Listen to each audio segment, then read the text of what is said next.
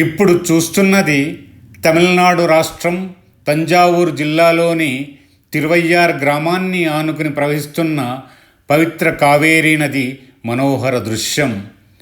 త్యాగయ్య, త్యాగబ్రహ్మ అన్న పేర్లతో పిలువబడే ప్రముఖ కర్ణాటక సంగీత విద్వాంసుడు మరియు వాగ్గేయకారుడైన త్యాగరాజు ఈ కావేరీ నదీ తీరంలోని తిరువయ్యార్ ఊర్లోనే జీవితాన్ని గడిపారు.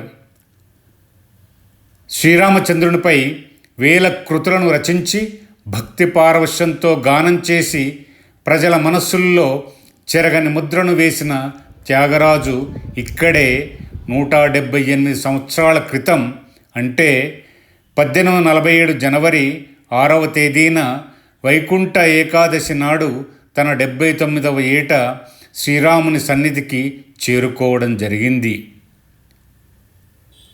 త్యాగరాజస్వామివారి మహాభక్తురాలైన బెంగళూరు నాగరత్నమ్మ గారు కావేరీ నది ఒడ్డున శిథిలావస్థలోనున్న స్వామివారి సమాధిని చూసి ఆ స్థలాన్ని, దాని చుట్టూ ఉన్న ప్రదేశాన్ని తంజావూరు రాజుల వారసులను మరియు సంబంధిత రెవెన్యూ అధికారులను సంప్రదించి సమాధి ఉన్న స్థలాన్ని తన ఆధీనంలోకి తీసుకొని శుభ్రం చేయించి గుడిని, దాని చుట్టూ గోడలను కట్టించారు.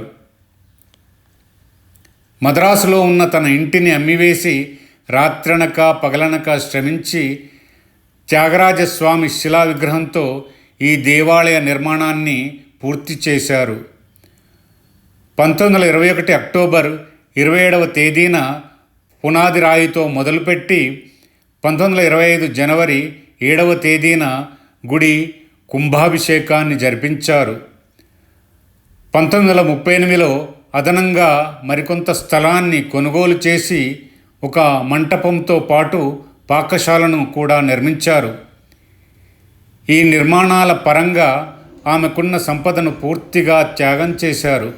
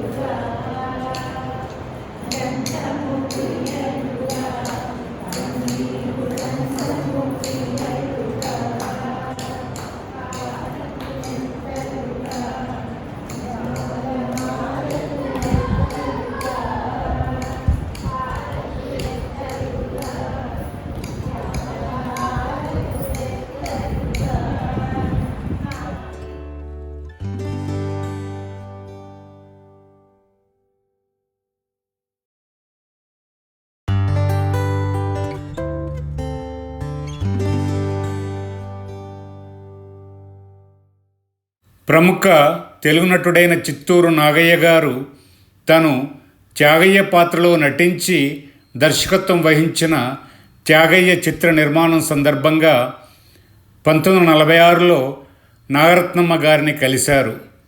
ఆమె సలహాపై నాగయ్య గారు త్యాగరాజ నిలయం అనే సత్రాన్ని కట్టించారు. త్యాగరాజు పూర్వీకులు ప్రస్తుత ప్రకాశం జిల్లా కంభం మండలంలో కాకర్ల అను గ్రామం నుండి తమిళనాడుకు చెందిన తంజావూరు జిల్లాలోని తిరువారూరుకు వలస వచ్చారు. అక్కడే త్యాగరాజు కాకర్ల రాంబ్రహ్మం, కాకర్ల సీతమ్మ దంపతుల 3వ సంతానంగా 1767 మే 4వ తేదీన జన్మించాడు. తండ్రి రాంబ్రహ్మం తంజావూరు ప్రభువు శరభోజీ కొలువులో ఉండేవారు. త్యాగయ్య విద్య కొరకు తండ్రి రాంబ్రహ్మం తిరువారూరు నుంచి తిరువయ్యారుకు వెళ్ళారు. త్యాగయ్య అక్కడ సంస్కృతాన్ని, వేదాంగాలను అభ్యసించారు. శొంఠి వెంకటరమయ్య దగ్గర సంగీతం అభ్యసించారు. నాదోపాసన ద్వారా భగవంతుని తెలుసుకోవచ్చని నిరూపించిన ప్రముఖ సంగీత విద్వాంసుడు త్యాగరాజు. త్యాగరాజు తమిళ దేశంలో పుట్టి పెరిగిన వారి గానం ఎక్కువగా తెలుగు మరియు సంస్కృత భాషల్లోనే సాగింది. ఆయన కీర్తనలు శ్రీరామునిపై ఆయనకు గల విశేషమైన భక్తిని, వేదాలపై, ఉపనిషత్తులపై అతనికున్న జ్ఞానాన్ని తెలియపరుస్తాయి. సంస్కృతంలో రచించిన జగదానందకారక అనే పంచరత్న కీర్తన శ్రీరామునికున్న 108 పేర్లను ప్రస్తావిస్తుంది. త్యాగరాజు మంచి వైణికులు కూడా. పురాణాల ప్రకారం దేవముని అయిన నారదుడే స్వయంగా ఒక వృద్ధ బ్రాహ్మణుడి రూపంలో వచ్చి త్యాగరాజుకు సంగీతంలోని రహస్యాలు చెప్పి సంగీత జ్ఞానాన్ని తెలియజేసే స్వరార్ణవము అనే గ్రంథాన్ని ఇచ్చాడని చెబుతారు. త్యాగరాజుకు సంబంధించిన వారసులెవరూ లేరు, కానీ అతను ఏర్పరిచిన సాంప్రదాయం మాత్రం ఈనాటికి కొనసాగుతూనే ఉంది. త్యాగరాజు జన్మదినం రోజును భారతీయ సంగీత దినోత్సవంగా జరుపుతారు. వారు దేశానికి ఇచ్చిన అమూల్యమైన సంగీత పెన్నిధికి నివాళిగా ప్రతి సంవత్సరం పుష్య బహుళ పంచమి నాడు అతని సమాధి ఉన్న తిరువయ్యారులో త్యాగరాజ ఆరాధనోత్సవాలు నిర్వహిస్తారు. ఆచంద్ర తారార్కం త్యాగరాజు కీర్తనలు సంగీత ప్రియుల్ని అలరిస్తూనే ఉంటాయి.